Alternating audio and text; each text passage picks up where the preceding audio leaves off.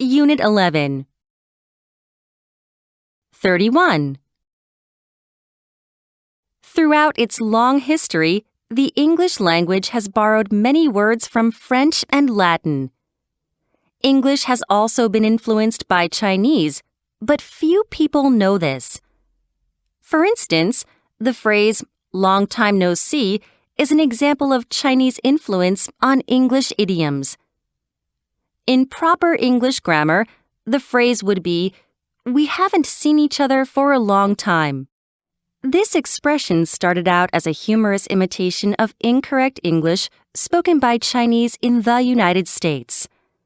However, now it has become one of the most common English idioms. Other phrases, such as no-go area and to lose face, are also incorrect English.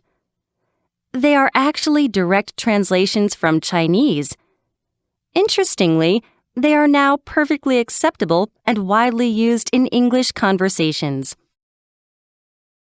32. Tim eats a lot, but he is thin. Bill eats just a little, but he is overweight. Why? A professor conducted an experiment to answer this question. He wanted to know how people burn their calories. He asked Tim and Bill to lie in bed. For one day, the men lay in bed doing nothing. They did nothing but breathe. Then, the professor measured the calories that each person had burned. The professor was surprised at the results. Tim had burned 3,015 calories, while Bill had burned only 1,067 calories. What caused the difference? According to the professor, one of the major causes was their genes. Tim was born with genes that make his body burn many calories. But Bill was the opposite. Even if you're like Bill, don't worry. You can get over your weakness through exercise and diet. 33. You have an exam tomorrow. You have many subjects to study.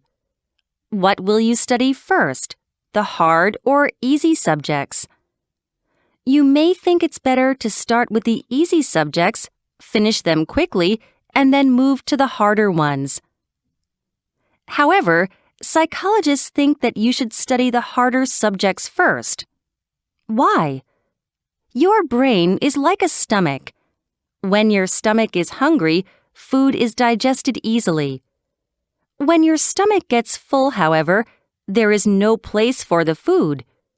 Your stomach needs a break to get empty and hungry again. It is the same with your brain. When you start studying, your brain is fresh and hungry, so it accepts new information easily. As you study more, your brain becomes full and it cannot take in any more. Your brain needs time to digest the information that is already in it. Psychologists say that new information should be introduced during the first 20 minutes of studying because this is the time we'll remember it best. So the next time you study, try the hard subjects first. You'll probably get much better results.